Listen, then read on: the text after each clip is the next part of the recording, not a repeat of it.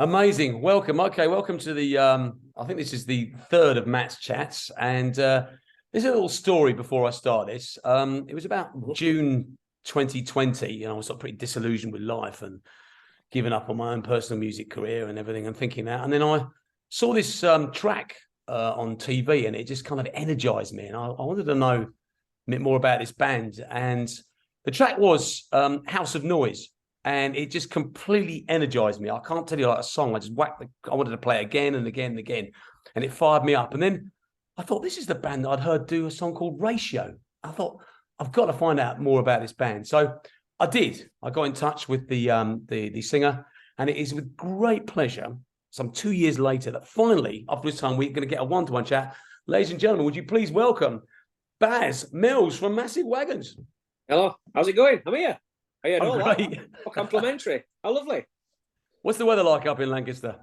Grim. It's pretty grim today, to be honest. It's been lashing it down for the last few days. So we're used to it up here, aren't we? Look, I even wear a bright yellow raincoat inside. That's how prepared we are. I like that. My grandma was from Bury, actually. Oh, is she? Bury? Yeah. Yeah. All right. Near Manchester there. That's right. Yeah, she hated me. I weed on a rhubarb when I was about 3 years old, and she never forgave me. Oh. she used to say, what you got face on for and stuff like that, and she used to really hammer me. She lived till 106, though. I mean, a very impressive lady. Yeah, hell, that's a hell of an age, isn't it? It's all in black puddings, you see. Is that what it is? Apparently so, yeah. Do you remember a story many years ago? I think that a guy died from your part while watching the Goodies. They had a thing called Ecky Thump. All right, yeah. Did you read about that story? Maybe. I don't know. Yeah. Well, apparently, they did a sketch it was like Kung Fu, and apparently he did this thing called Ecky Thump, and this guy died laughing at it. And that's what I always remember with black pudding. It was all about black puddings and that stuff. You can Google it later. Oh, well, anyway, enough frivolity, enough of that. That's not important. What is important is that your sixth album, Triggered, is out now. It is out now, yeah. In all good petrol stations, baskets. all from Lancaster around the world. It's an amazing album. I mean, you must be really proud of what you've done there. Yeah, definitely. Yeah. I am really proud of it. Really proud of all of them. It's like it is a massive sigh of relief when it's finally out and like people actually like it. That's always a great feeling. This album, I think, feels different to all the other ones. I know, but everybody says that kind of thing. Musicians say, "Oh, it's the best one yet."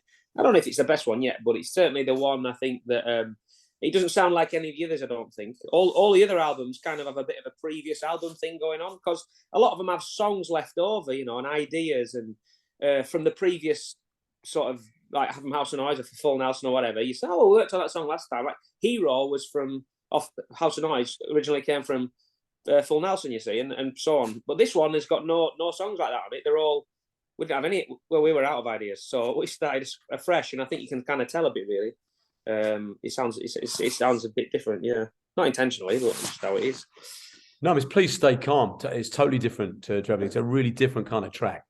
Yeah, definitely. That one's that was a bit of a story there. That was the last song that Adam gave me before we went to the studio, and it was kind of.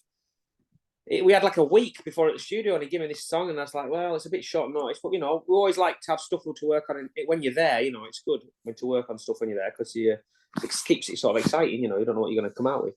And I thought it sounded like bit of an Offspring song originally, and I'd written these words, and I kind of had it in my head that I was going to sing it a bit like Matey Boy from the Offspring. He's singing quite a high sort of register. Yeah. But I thought that sounds all right.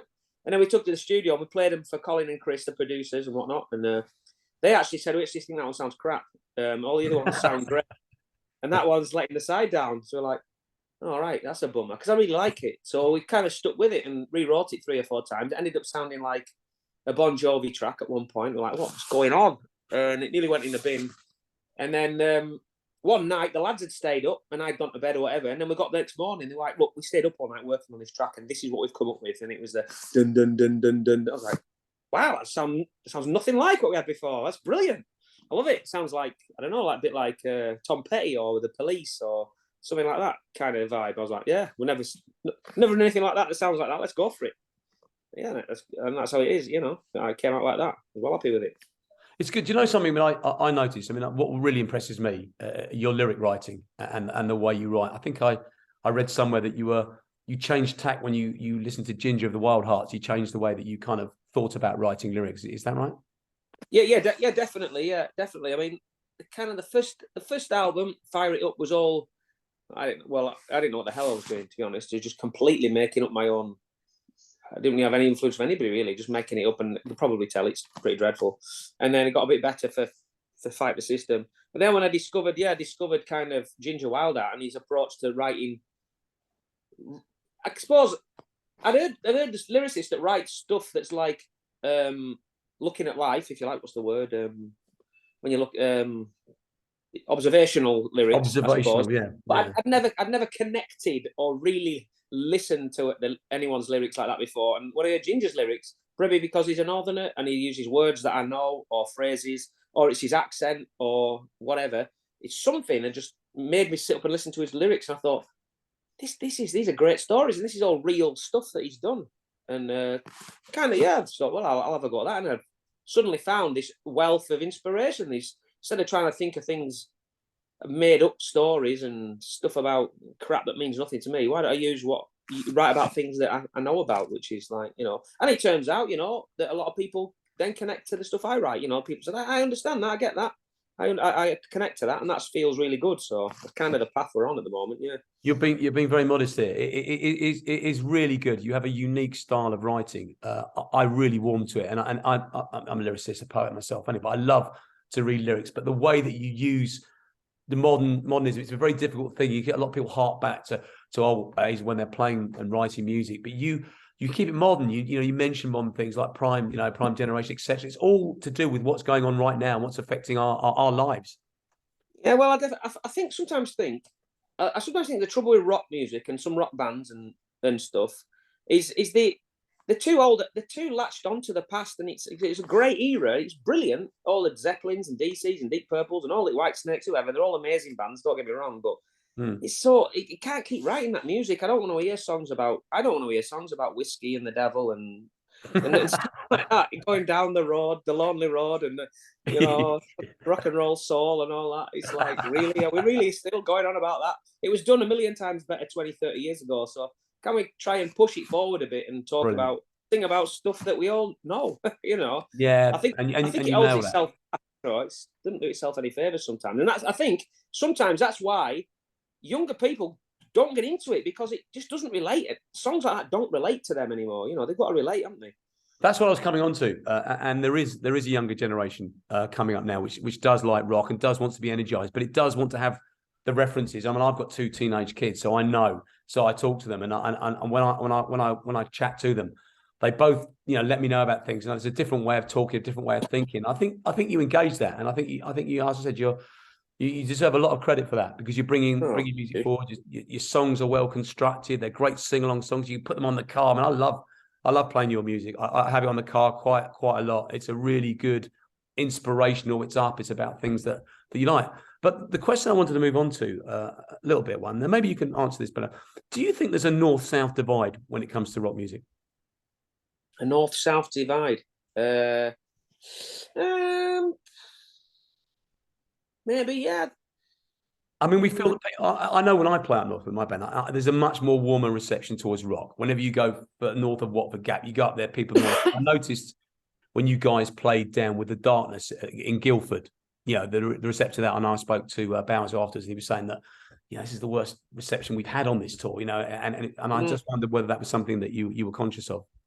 Maybe the closer you get to London, the less London. It's like a world on its own a bit, really. Maybe the gigs don't feel as it feels like in London a little bit. This might sound stupid, like a bunch of strangers coming together. But when you play in Scotland, for some reason, it feels like a bunch of people you'd almost swear all know each other. Yeah. Do you know what I mean? It's like a clan a bit up north, a little bit Geordies, and in Scotland. I mean, the further north you go, even from when we started, when we were doing covers, biker rallies and stuff, and little tiny pub gigs, every time you went to Scotland, it was banging. It was a little bit level above everywhere else in the country, and it still is. Like, you go up to Scotland. When I was in the RAF, I used to go and watch bands at the Barrowlands when I was sort of in my early 20s, and Scottish gigs were always, the atmosphere was just that bit more. I don't know why. I don't know why. Maybe there is slightly. Maybe it's just slightly different. Maybe there's not an obvious side, but there's maybe I don't know really. I don't know. Yeah, well, obviously, I cut my teeth playing in pubs and bars for years and years in London. It's a tough audience to crack, you know. All the days, and then you get to the marquee, you think you made it, and then you realise you haven't, and all those kind of stuff that goes on. But I know it from going up to Hard Rock Hell and playing places up there and just experiencing that. I love that. My two best friends are Scottish, and I love that kind of humour, that irreverence. It's something that you carry across. You're so down to earth, and as I said, it's lovely to see that. You are massive at the moment. You are Massive Wagons. I love how you got the title for the band. yeah. That's Well, that's a story that's kind of maybe become a little bit inappropriate these days. I don't really know. Yeah, not here, not on Matt's chats. This is where wokemanship and everything comes to die. You're all right here. It is what it is. It's become. I think I always think some bands as well think too much about the band name. I think you can be lost in a sea of. It's not pretentious intentionally, but the bands sound a little bit pretentious. My dad always said when we were looking for a band name, my dad said, "Well, the Beatles is absolutely the most ridiculous band name you've ever thought of. The Beatles is ridiculous, but it doesn't matter because it's just the Beatles now. That after a while, the band name becomes unimportant. It's just who you are. So I think sometimes the sillier it is, or if it's as long as it's interesting, and a little bit like what was that? What were they called? What? Then that's good, because after a while it just becomes unimportant. Like Massive Wagons, it's just wagons now, Monty Python was saying the same. Monty Python was saying the same thing about when they gave the title of what it was going to be called. It just stuck. It didn't even become about that. It's almost like what it represents. I mean, I noticed. I read somewhere that you put a big mural up on a wall somewhere, and all the council got involved. Oh yeah, the council. Yeah. Yeah, no, they're a pain in the ass around here, the council. Yeah, no, it wasn't. Well, what happened was Earache. We released a full Nelson with Earache. That was our first album with them, and they said we've always had this idea. We've always wanted to do like a graffiti mural for a band, to sort of showcase the album or whatever, and we were like, yeah, that's cool. And they were like, but we've never managed to find anywhere to do it. Do you know anywhere? And I'm trying to think of somewhere. And I was driving around the one-way system in Lancaster, and there's the place in Lancaster called The Pub, which is like a live music venue, little place. We played there loads. We used to drink there, all sorts. And I pulled up, I swear to God, I pulled up to these traffic lights, and I'm thinking, and it was one of them, I went, and I just saw the gable end of the pub, and I thought, that's perfect. And we knew the people that owned it, and they owned it. They owned the building. That's where they lived. That was their house. So we called them, and they were like, yeah, I'd love to do that. That's brilliant. Of course you can. Do what you want.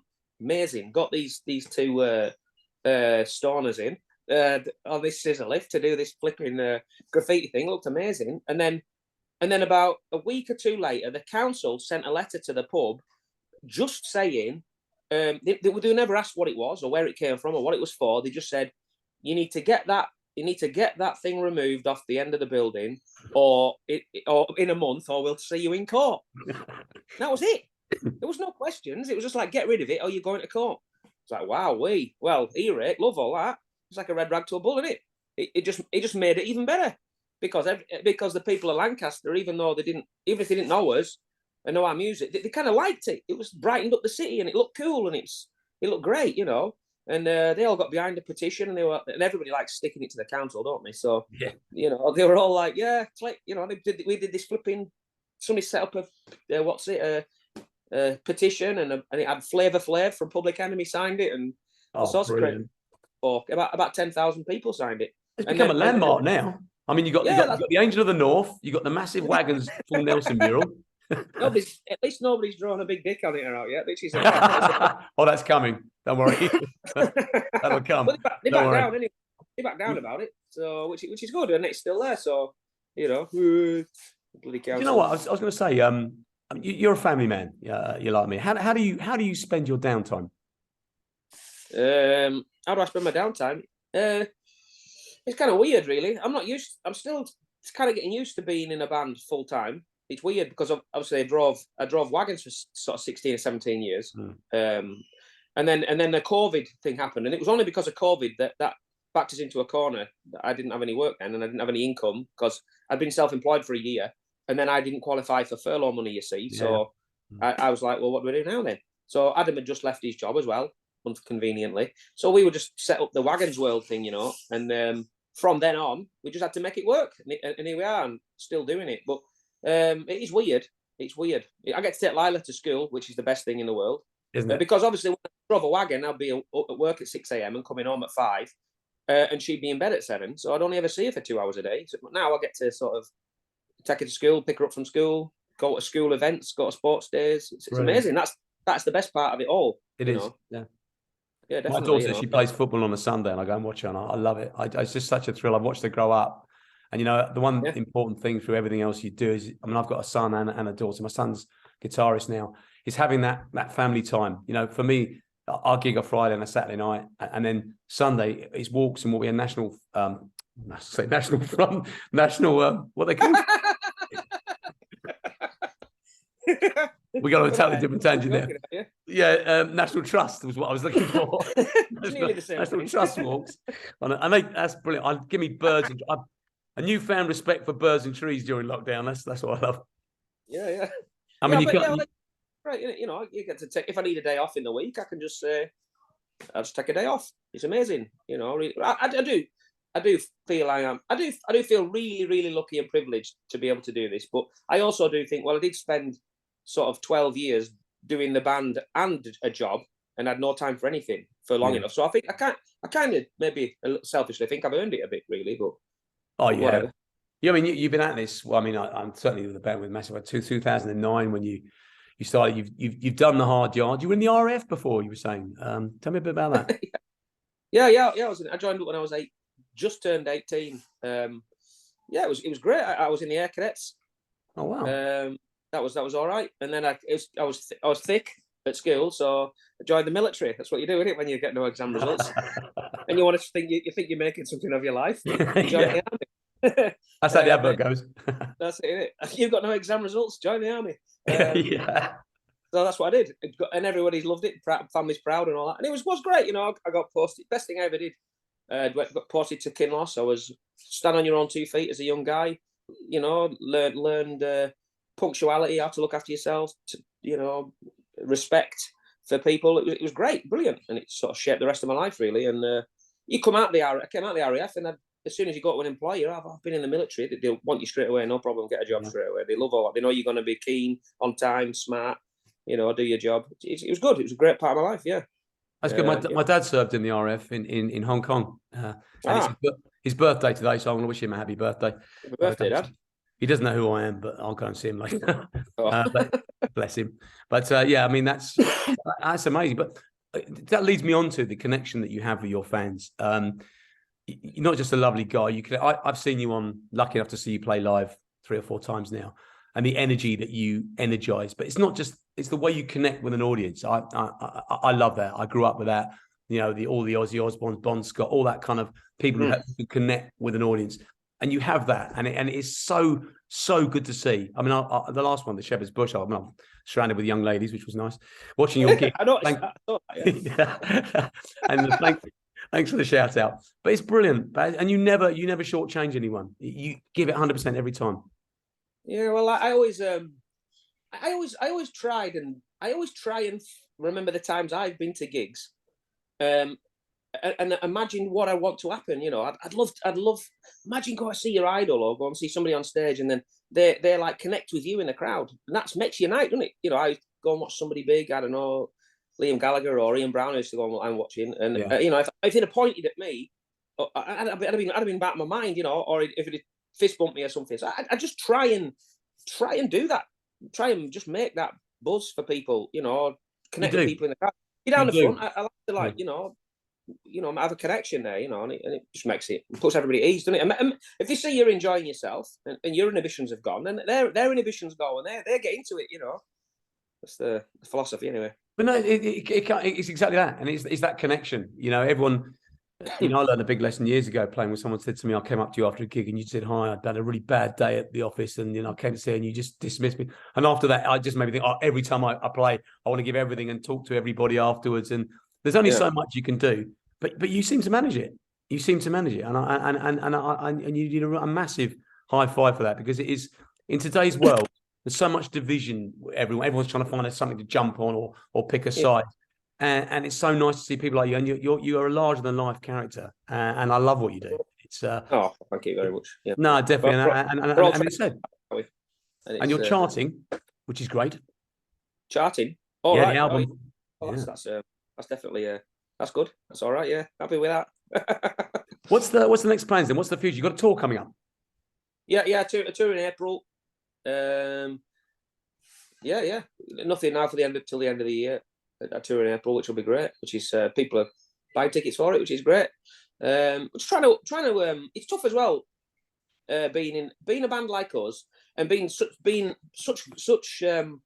not competition. It's good competition. There are some great bands on the scene, you know, like Those Damn Crows, Stone Broken, Wayward Sons, Inglorious. All these bands, some brilliant bands.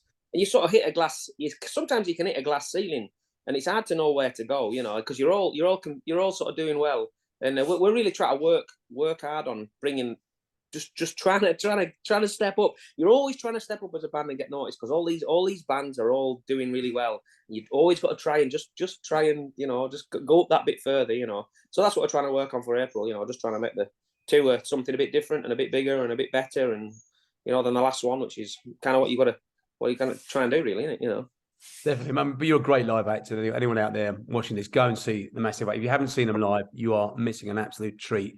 You get a band that connects with its audience. You get a front man who's just extraordinaire, giving it everything, and it's well worth it. I think I'm going to see you at the Scala. I think you're playing Scala in London, so I'll be down to that one. I've never been there. It's a new one. I've never been there. Definitely. Let me know if you ever play Hammersmith Odeon. It's as a kid, someone told me I'd never ever play there. And if you need someone to open for you at Hammersmith Odeon, even if it's 2:00 in the afternoon, supporting Baz, I have to play Hammersmith Odeon before I die. I'll see if we can sort it out. Yeah. That was where. Thanks. That's where I was as a kid. Used to go and watch all the bands, Sax, and I watched them all there. And I said, one day I'll get on that. He said, you'll never get on that stage, Matt. So if you ever get it. Well, I similar thing. I never thought I would ever play a lot of places, and here we are. You know, Barrowlands was. But for me, well, for us in the band, to do a tour where we're headlining, where we can headline a venue like the Barrowlands and places like that, that's the dream, really. You know, that's a hell of a venue, that. Yeah, the Scottish audiences again, brilliant stuff. And you did Bombfest last year, didn't you? Yeah. We've done it twice now over the last sort of 5 or 6 years. That's if you like, well, if you don't like AC/DC, maybe you won't like it, but if you like AC/DC, it's amazing. It's an amazing festival. Yeah, it's absolutely banging. Yeah. I'm a disciple of Bond, so yeah, definitely up for that one. Yeah, it's great. Yeah. So, what's Christmas hold for you? What are you going to do for Christmas? Family time, relaxed, chilled. Yeah.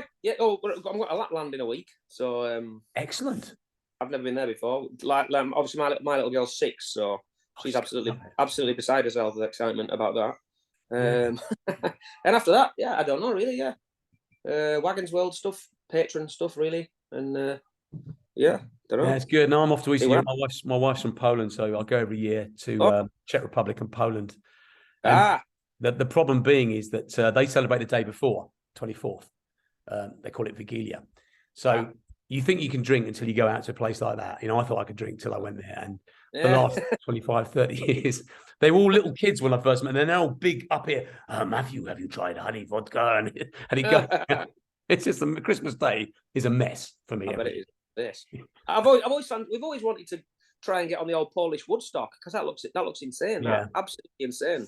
I know a couple of guys have played it have said it's absolutely massive. I think you should look into that.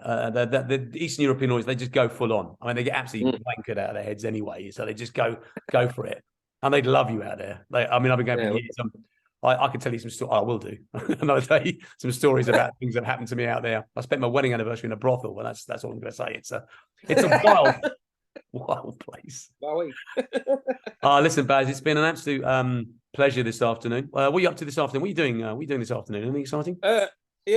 Well, as is standard with being a singer in a rock band, I'm going to a garden centre this afternoon. Yeah, naturally, that's where you go. Yeah, that's where I hang out. I eat cake in gardens. I'm going to. Lila's at school, so Terry, my other half, our manager, wants to go to the garden centre. And I just do as I'm told, obviously. That's the secret to a man. Just do as you're told. I've spoken to Terry. She's got you in check. That's good. My wife's the same. My life involves this afternoon. I've got to do some beer tasting. I've got 30 beers over from yesterday. I got through half of them. Wow. they're unlabeled, so I don't know what they are, and I've got Right. to, you know, what can you say? I'm just going to try and do that. That'll be my afternoon. So, well, I think we're firing up the beer monkeys again soon, so we'll have to do a collaboration. oh, it's on. That's the date. We don't know what we're talking about at all, really. Absolutely no why. idea whatsoever. I go to all these events, and I just go and I just end up just sort of posing with the sales girls and just taking photographs. That's basically it. And then my boss says to me, "What have you done today?" I said, "Well, I've got a bit of advertising for the magazine." "Oh, good. Yeah, I saw the photographs on Facebook. Yeah, they were great. Yeah, they were really good." Anyway, listen, I know you've got lots on to do. Baz, it's been an absolute pleasure. You're an absolute legend. The album's called Triggered. That's their 6th album. It is fantastic. Like check all their albums out, all 6 of them, even the maybe first. Maybe not the first one. I don't. Give that one a wide berth. And the live one, you got the live one, the good, the bad, and the ugly. Yeah. Don't go to any of that one. We won't plug that. Listen, you have a great Christmas. Give me love to Terry and your lovely daughter, and we'll catch up soon anyway, and we'll see you there. Okay. God bless. See you later, buddy. Speak soon. Bye. Bye, mate.